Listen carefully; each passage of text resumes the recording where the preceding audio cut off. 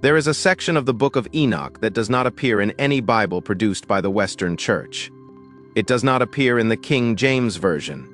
It does not appear in the Catholic Douay Rheims. It does not appear in any Protestant translation, any Eastern Orthodox lectionary used outside Ethiopia, or any ecumenical edition produced in the 20th century. It exists in the Ge'ez manuscripts held at the Church of Our Lady Mary of Zion in Aksum, Ethiopia, and in partial form in 3 Aramaic fragments recovered from the caves at Qumran in 1947. The section describes heaven, not heaven as a concept, not heaven as a destination, heaven as a physical structure with measurable layers, specific populations in each layer, defined conditions governing movement between layers, and a category of being in one specific layer that the angel Michael, the archangel, the one named in both the Old and New Testament, as the commander of the heavenly host, could not identify when Enoch asked. Michael stood beside Enoch in the layer where these beings exist and said nothing. The Ge'ez text records the silence. It does not fill it with an explanation. It does not supply a name. It simply records that Enoch asked what they were, that Michael did not answer, and that Enoch was moved on to the next layer without being told. That passage has not appeared in any Bible the Western Church produced. What follows is what the text actually says, why it was removed, and why the silence Michael kept in that layer may be the most significant unanswered question in the entire Enochic tradition. The Council of Laodicea voted in 364 CE to remove the Book of Enoch from Christian scripture. The official record gives the reason as content describing the structure of heaven in ways reserved for God alone. That phrasing is worth examining carefully, not content that is false, not content that contradicts scripture, content that is reserved. The distinction is architectural. The church was not saying Enoch's description of heaven was wrong. It was saying the description was too specific for general circulation.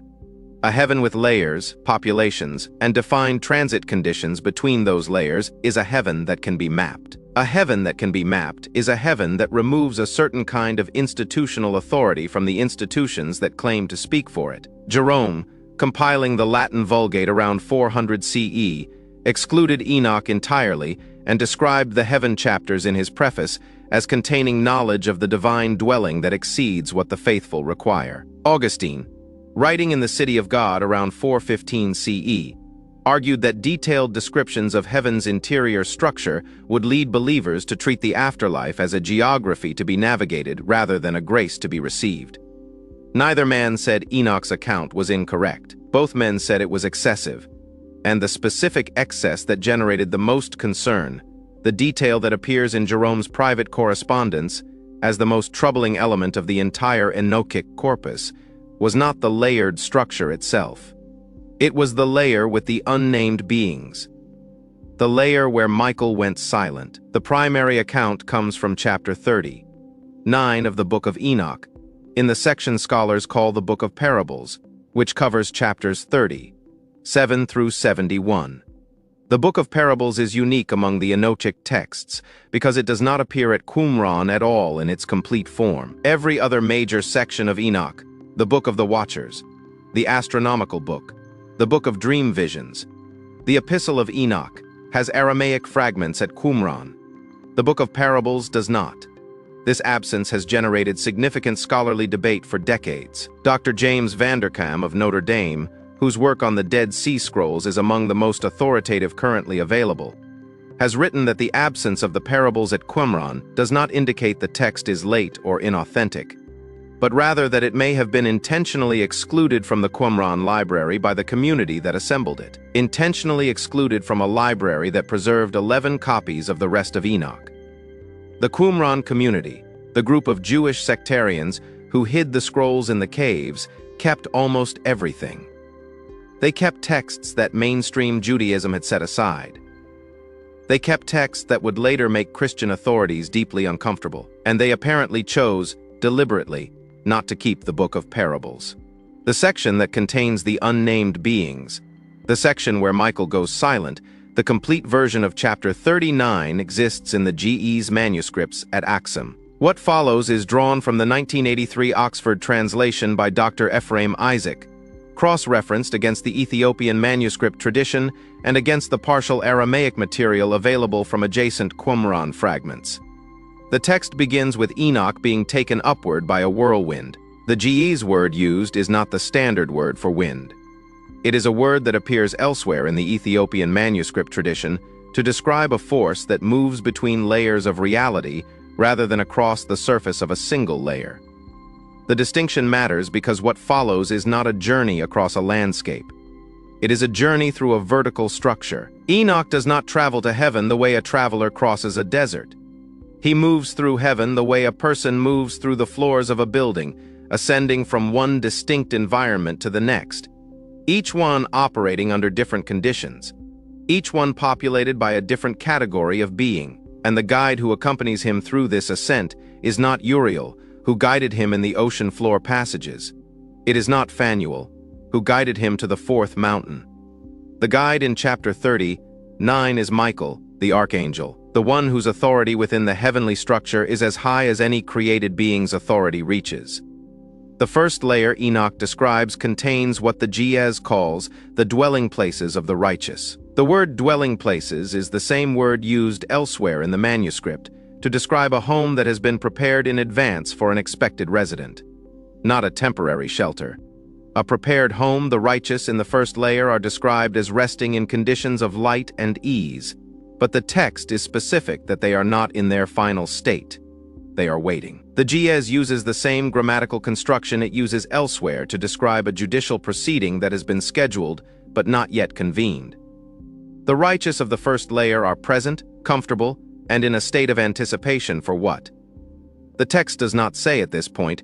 Michael moves Enoch through this layer without stopping. The second layer is different in character and significantly more specific in its description. Enoch writes that this layer contains beings he calls the chosen. The distinction between the righteous of the first layer and the chosen of the second layer is a distinction the Ge'ez text draws precisely, using two different words that carry different etymological weight. The righteous are those who lived in conformity with divine law. The chosen are those who were designated before their lives began. The chosen did not earn their place in the second layer through conduct. They were placed there by a prior decision. Enoch describes the second layer as brighter than the first, and he describes the chosen as engaged in something the Ge'ez word renders as a form of active participation rather than rest. They are not waiting, they are doing something. The text does not specify what Michael moves Enoch. Through the second layer as well, the third layer is where the text begins to slow down. Enoch writes that this layer contains the holy ones, and he describes their appearance in more detail than he described either the righteous or the chosen. The holy ones are luminescent. The Ge'ez word implies not just brightness, but a light that originates from within rather than being received from an external source. They stand in formations. The text uses a word that appears in Ethiopian military and liturgical contexts to describe a ranked order, a positioning that reflects function. The holy ones of the third layer are arranged by function. Each one stands where it stands because of what it does, not simply because it exists. Michael pauses here. For the first time in the ascent, Michael addresses Enoch directly rather than simply guiding him forward. He tells Enoch that the holy ones of the third layer are the ones who intercede. The Ge'ez word for intercede carries a legal connotation. The same word used elsewhere to describe an advocate who stands before a judge on behalf of another party. The holy ones of the third layer stand in formation and perform a function that is judicial in nature, continuous in operation, and structured by rank. Enoch observes them for a period the text describes in terms that suggest significant duration before Michael leads him upward again. The fourth layer is the one that changes everything, and the text handles it with a restraint that is itself significant. After 3 layers described with increasing detail and specificity, the fourth layer is introduced in language that is notably sparse. Enoch writes that he was brought into a layer where what he saw had no name he could use. He does not say the beings there were too bright to look at. He does not say they were fearsome or overwhelming. He says they had no name he could use. The Ge'ez construction here is unusual enough that Dr. Isaac flagged it in his 1983 translation notes as potentially representing a scribal difficulty in the original before concluding that the construction is deliberate and consistent with the broader manuscript tradition. What Enoch is saying is not that he lacked vocabulary.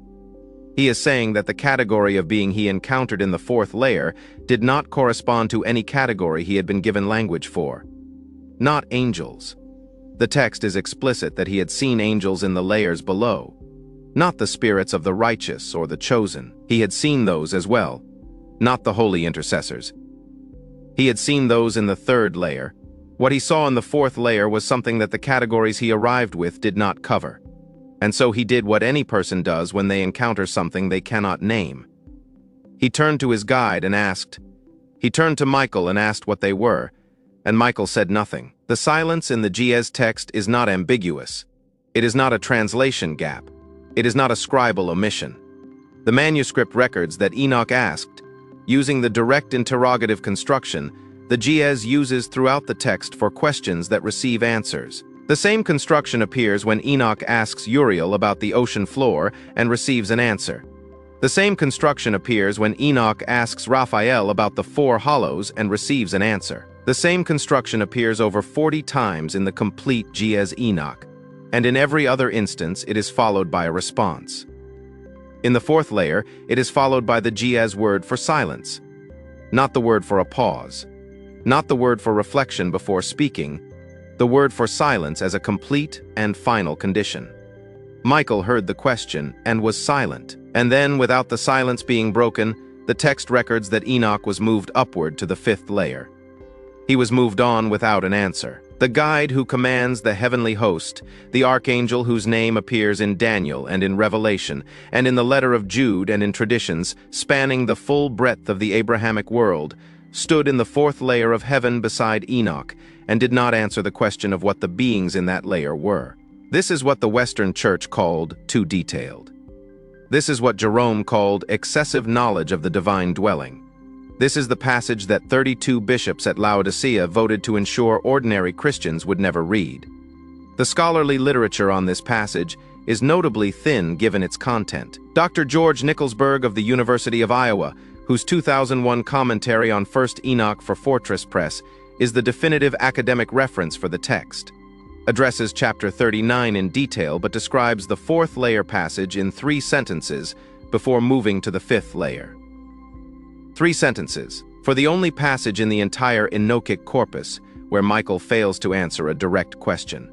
Dr. Christopher Forbes of Macquarie University, writing in a 2011 volume on Second Temple angelology, describes the fourth layer passage as representing a limit on revealed knowledge, and moves on without examining what that limit implies about the beings who generated it.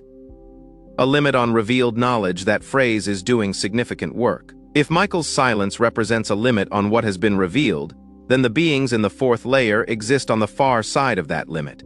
They are beyond the boundary of what the heavenly messenger structure has been authorized to explain.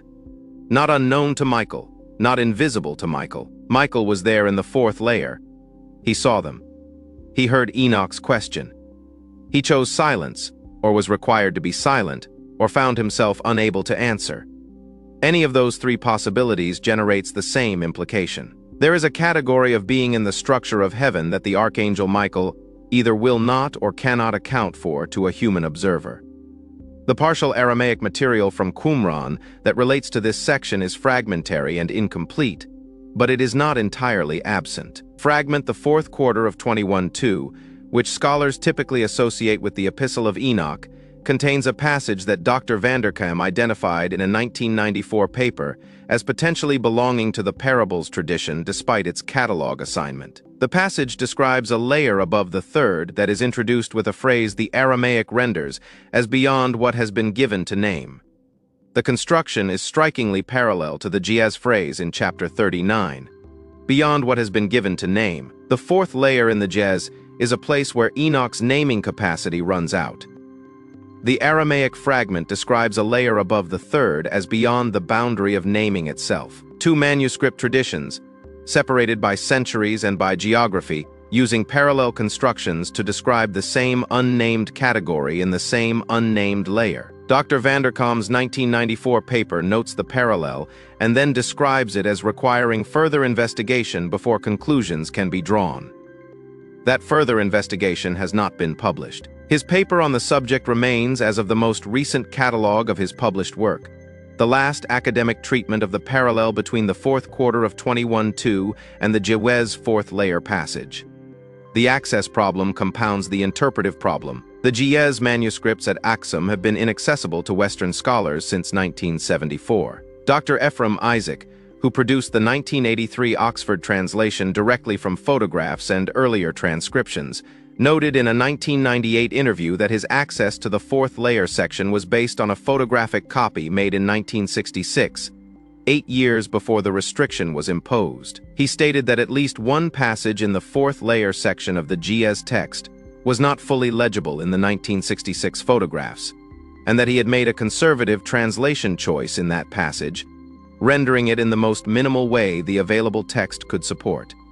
Conservative translation choice. In the most contested passage in the most restricted section of the most inaccessible sacred text currently held by the Ethiopian Orthodox Church, the scholar responsible for the only complete English translation available to researchers made a conservative choice in a passage that was not fully legible. What the fully legible version of that passage says, no Western scholar has been in a position to determine for over 50 years.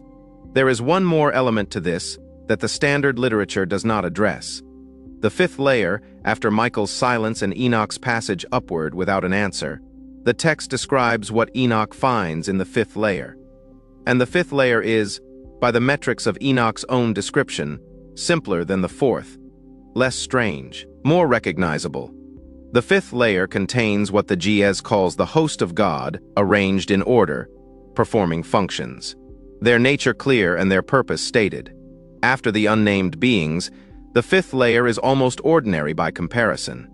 The structure of the text places the most unknowable thing not at the top of the hierarchy, but in the middle of it. The fourth layer is not the highest. It is not the most elevated. It is positioned between the intercessors below and the host above. A layer of unnamed beings in the interior of the heavenly structure, with recognizable and named categories of being on both sides of them.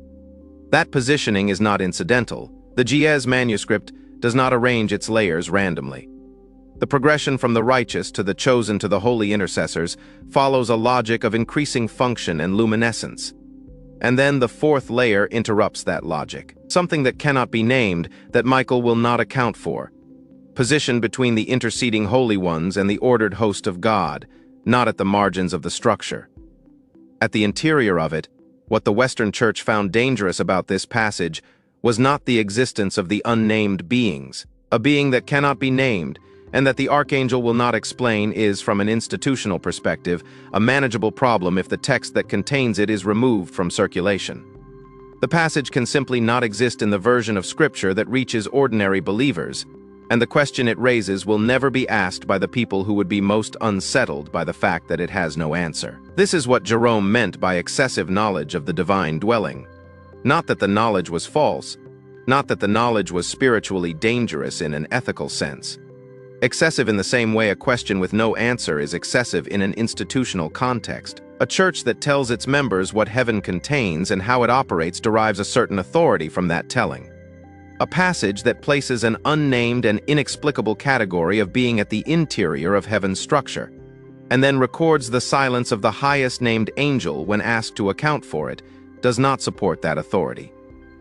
It undermines it, not by providing a competing answer. By establishing that there is something in the structure of heaven that the heavenly messenger hierarchy itself has not accounted for, or has chosen not to account for, or is not authorized to account for. And that Enoch was shown it, and that the text he produced was in circulation in Jewish communities for centuries before the church councils decided who could and could not read it. Dr. Isaac's conservative translation of the partially illegible passage has never been revisited because no one with access to the full Jewez manuscript has been authorized to share what the full passage says. The Leiden University request for photographic access to the Chapter 39 section of the Aksum manuscripts, filed in 2019 as part of a broader survey of Enochic cosmology, received no response from the Ethiopian Ministry of Culture and Tourism after the initial acknowledgement of receipt. The request has not been formally denied, it has simply not been answered. There is a difference. A formal denial closes a process. No response leaves the process technically open while functionally inaccessible. The Chapter 39 photographs that Dr. Isaac worked from in 1966 are archived at the Oriental Institute at Oxford University. Requests to view the archival photographs have been honored for adjacent chapters. Requests to view the photographs of Chapter 39 specifically have been described by the Oriental Institute as requiring additional authorization from the Ethiopian Orthodox Patriarchate, which has not been sought since the restriction of 1974 because no previous request has generated sufficient institutional momentum to pursue it. The photographs exist. They are in Oxford. The additional authorization has not been sought because the process of seeking it has not been initiated because no single research project has committed the resources to initiate it. The named unnamed beings of the fourth layer are therefore inaccessible, not because the relevant material does not exist, but because the sequence of institutional decisions required to access it has not been completed by any research team with the resources and authorization to complete it. This is the situation the text leaves us with. A structure of heaven with 5 layers described in the oldest sections of the most copied text found at Qumran. 4 of those layers contain beings whose nature and function can be stated, if incompletely. The 4th layer contains beings whose nature Michael declined to state, whose name Enoch could not supply, and whose positioning at the interior of the structure, rather than its margins, suggests they are not peripheral to how heaven operates, but central to it. The passage that describes them exists in Ge'ez at Aksum behind a restriction that has been in place for 50 years. The closest Aramaic parallel sits in a fragment catalogued under a different heading than the text it most directly illuminates. The only English translation available was made from a 1966 photograph that did not fully render a key passage, and the scholar who made that translation chose the most conservative interpretation available to him. And Michael, the archangel, when asked directly, said nothing. What the church removed in 364 CE was not a description of punishment or reward. It was not a moral framework or an ethical code. It was a record of an encounter with something that the angel who commands heaven's armies could not or would not name. A record of a silence in the interior of a structure that the institutional church spent the following 17 centuries telling its members it fully understood. The manuscripts are in Aksum. The photographs are in Oxford. The fragment is in Jerusalem. The conservative translation is in every university library that holds a copy of the Isaac 1983 edition, and somewhere in the passage that was not fully legible in the 1966 photograph. In the words that Dr. Isaac rendered conservatively because he had no other choice, is whatever Enoch wrote about the 4th layer after Michael went silent. Whatever he observed, whatever he understood, or failed to understand. Whatever he recorded in the minutes after the highest named angel in the heavenly structure declined to answer the most direct question Enoch asked in the entire account of his ascent, that text exists. It has not been read by a Western scholar in over 50 years. The 4th layer is still there. The beings in it still have no name that any text available to researchers can supply. And the silence Michael kept when Enoch asked is still the only answer the Enochic tradition has ever recorded for the question of what they are.